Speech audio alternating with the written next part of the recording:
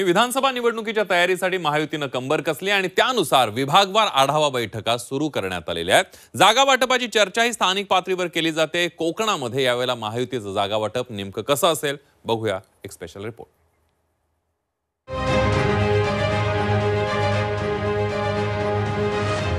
कोकणात महायुतीचं जागा वाटप ठरलं। कोकणात शिवसेनाच मोठा भाऊ।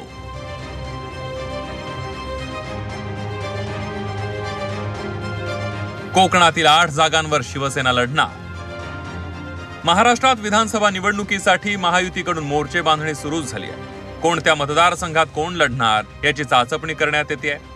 कोकणातही महायुतीचं जागा वाटप जवळपास निश्चित झाल्याची चर्चा आहे। कोकणातील 15 पैकी 8 जागांवर शिवसेना शिंदे गट लढणार आहे। त्यामध्ये अलिबाग, कर्जत, महाड, दापोली, रत्नागिरी, राजापूर, मालवण आणि सावंतवाडी या मतदारसंघांचा समावेश आहे।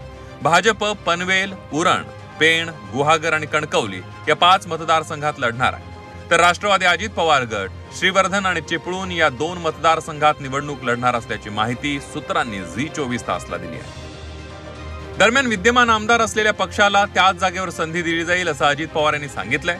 तर जागा वाटपावर वरिष्ठ निर्णय घेतील असं आशिष शेलार यांनी म्हटलंय।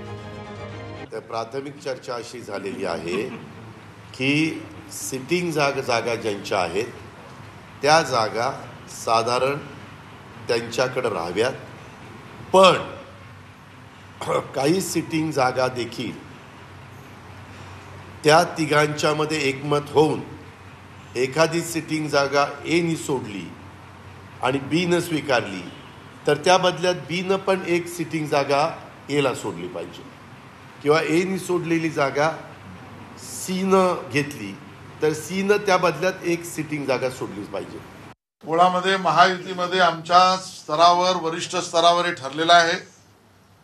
जागा वाटपाच्या विषयामध्ये जो निकष, जे उमेदवार, ज्या भूमिका एकनाथ शिंदेजी, देवेंद्र फडणवीसजी, अजितदादा पवार, रामदास आठवलेजी, अन्य आमचे मित्रपक्ष याचे प्रमुख नेते बसून ठरवतील, त्याच्यावर प्रवचन पुढे कुठल्याही प्रवक्त्याने करण्याचा अधिकार नाही।